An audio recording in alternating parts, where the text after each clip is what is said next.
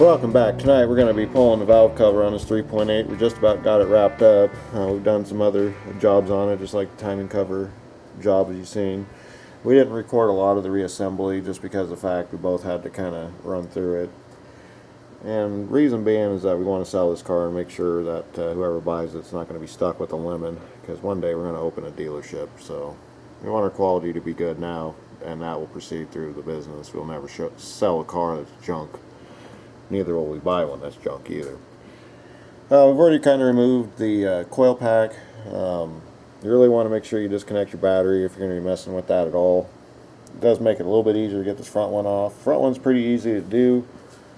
Back one, well, not so much. We'll get to that when we get there. So stay tuned, we got a lot to tear apart today.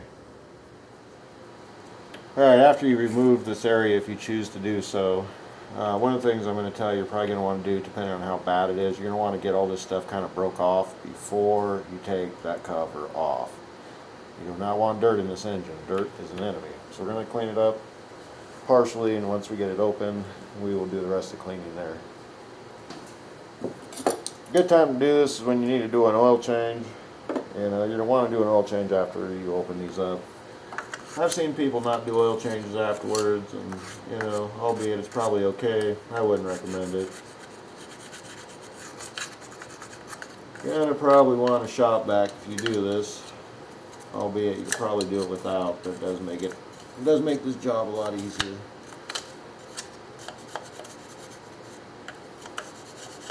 Sometimes these can be a real mess.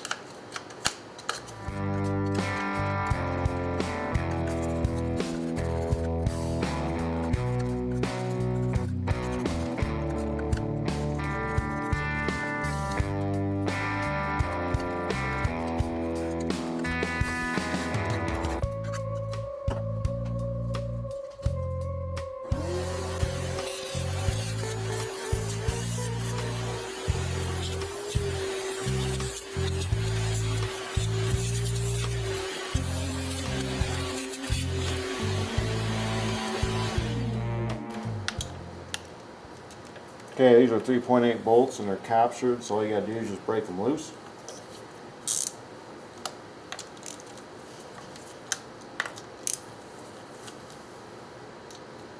Before I pop that last one, I better get this out of the way. These can be tricky to pop out. Be careful with them because they do break. We'll just pop them out of the loom. We're going to want to clean this too, because this thing can become a bad oily mess. And look at that, 2 more captions. This was GM's attempt at recessed gasket technology. This last one's a little tricky to get to, not too bad.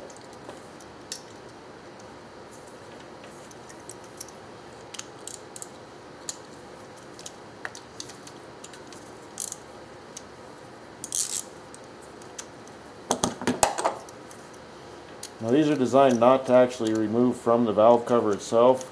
They're just designed to attach to the cylinder head. Get these loose enough, I'll show you what I'm talking about there.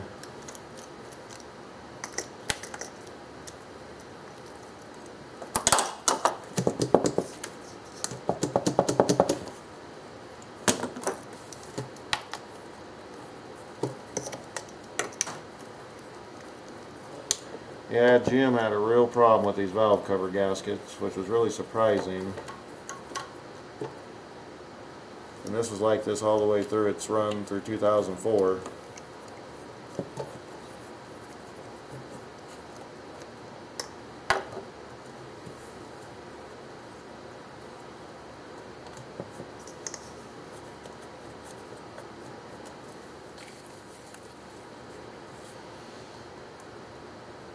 As you see, they will come out. You don't want to lose these.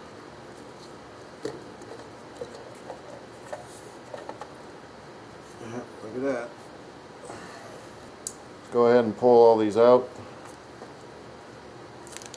So all this stuff's going to have to be cleaned.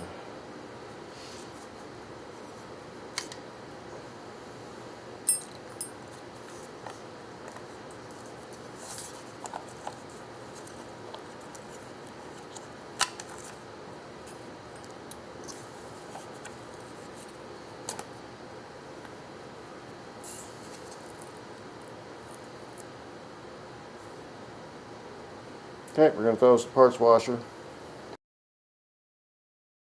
So before I put the valve cover back on, I want to show you where the leak actually is.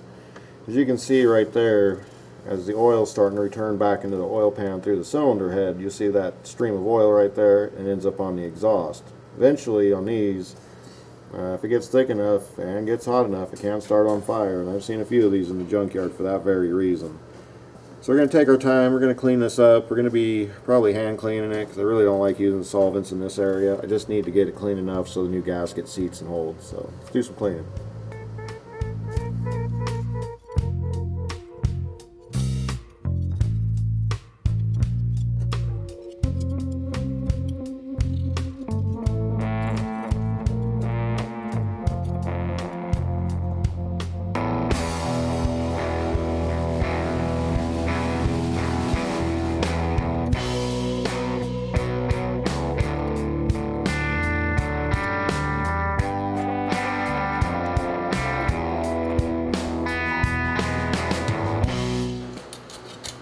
Be a little challenging to get around those rockers and the valves.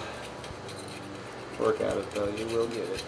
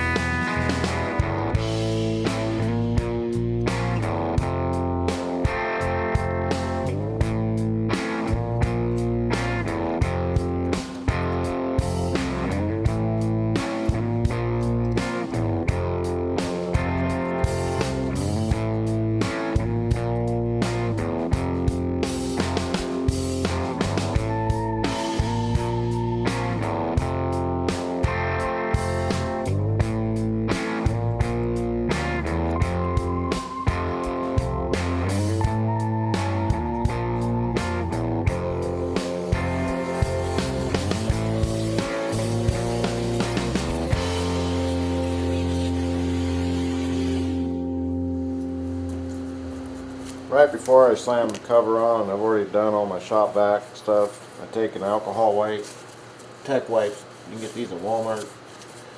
They're fairly cheap. The thing is, you know, if you get it clean, you shouldn't have a leak, provided you didn't scratch the surface and you don't have any mountains as far as the surface prep goes. Clean, doesn't have to be perfect, but like this stuff right here is where oil seeps through. Okay, so we got our valve cover clean. We're going to put the new Velcro gasket on. One thing I show you, I didn't take a good deal of time cleaning on the inside. This is plastic and it's just not going to clean up. You'll end up scraping it before you actually get anywhere, but make sure the sealing surface is clean. So I ran a pick all the way through it because the gasket has to seal inside this channel. Out of your box you're going to get, of course, your gasket, and there's two ways to put it on, the wrong way and the right way. As you see, there's a bib. The bib needs to come up. What I generally do is I just kind of lay them in place.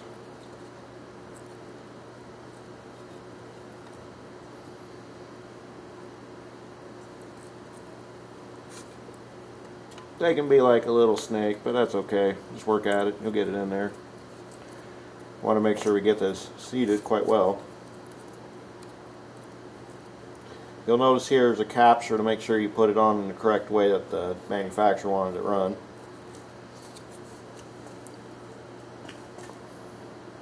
You want to make sure you push it down real good, do that all the way around. There's one thing about these gaskets, I mean, they work real well, but if you get them pinched, they also leak real well too.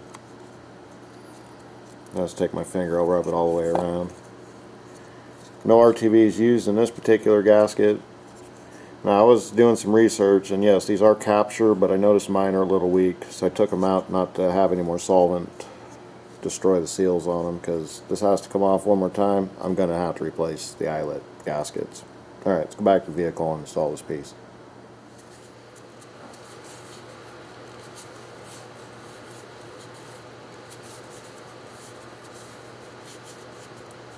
Especially at the corner, it seems to be a pretty predominant spot where all the eyelets are. You need to make sure those areas are really clean.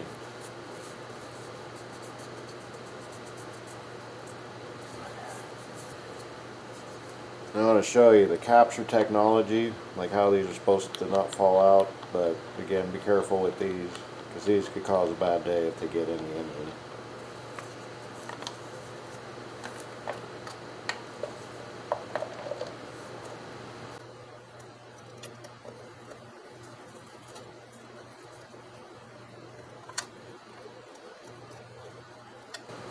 I like to just run them down by hand. Start in the center, work your way out.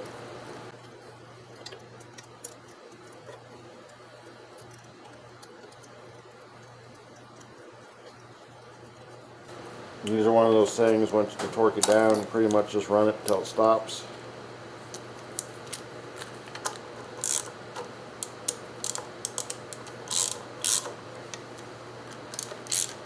Go crisscross on the final.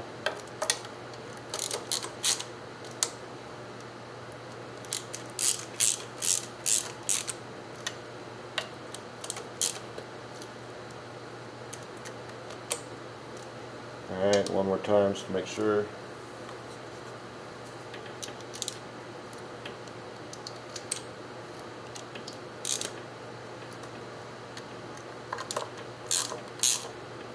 See how that one got loose? That's why you always double check.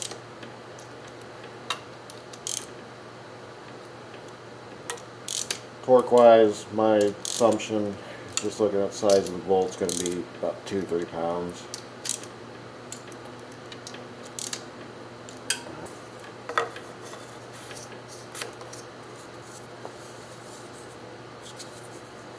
It's designed to keep the spark plugs separated so you don't get crossfire, which is a pretty predominant problem with these 3/8.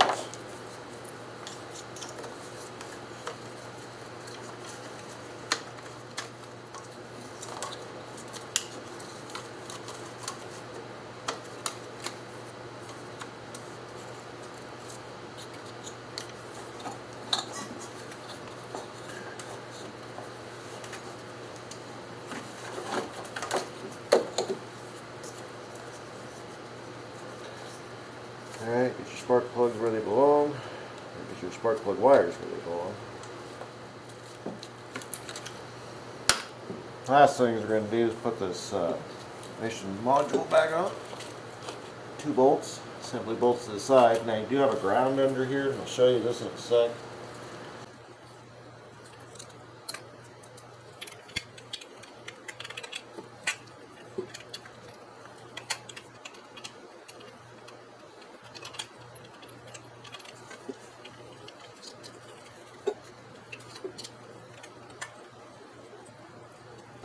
Now you do want to leave these loose till you get them both in. One up front with the ground has a removable bolt.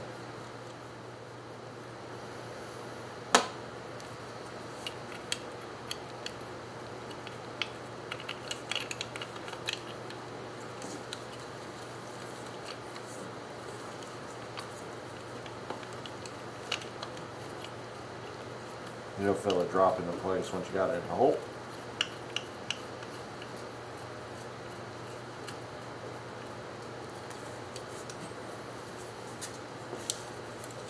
Alright, ground wire. Don't forget the ground wire.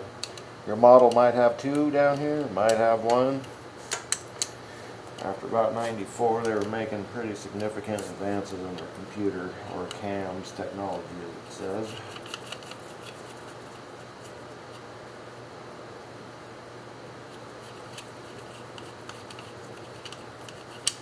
Blooper.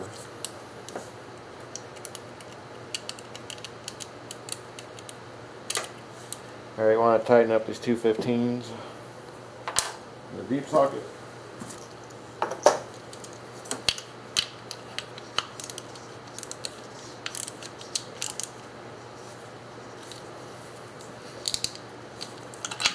I put about 35-40 pounds on this.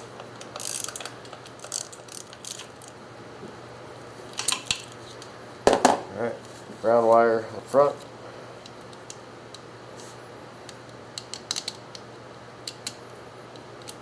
Pretty much going to stop there because, well, I've had a long day, and pretty much I'm going to start the rear valve cover as part 2. The only thing I'm in the fence about and I'm going to look at tonight, probably going to have to pull the alternator to get the valve cover and the rear out, but other than that, it's pretty much where we're going to stop. So stay tuned, part 2 coming soon. Thanks for watching.